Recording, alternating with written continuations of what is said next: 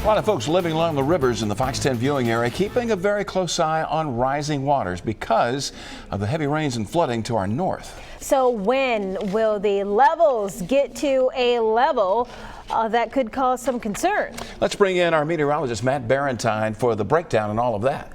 All right, so Matt, we still won't be at risk for major flooding from these rivers, correct?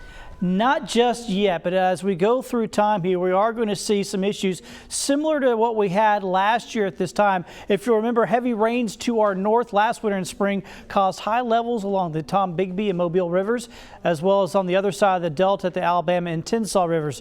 The flooding was enough to cause issues at river camps and boat landings. Now check out the radar for the past day and a half and you can see all the rain that's been falling. Almost a constant flow of moisture working its way here across northern Mississippi, northern Alabama, parts of North Georgia as well. I'm told there have been up to 6 inches of rain and even more than that in spots here across northern Alabama, northern Mississippi.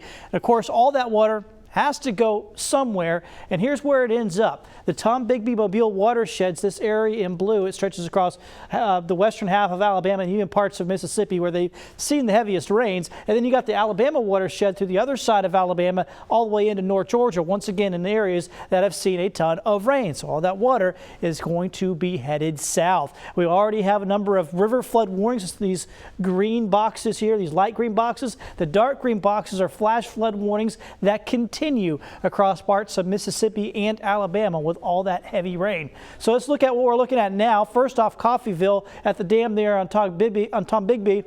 We're going to see a rise up to around 40 feet. So that's a moderate level of flooding by Sunday. As we head on over to the Alabama River, at the Claiborne Dam, it's going to rise to 50 feet there by Sunday. Now, that's as far out as the forecast goes for this, and you can see it's a constant rise that does not flatten out. So we could actually see more rise here as we go past Sunday.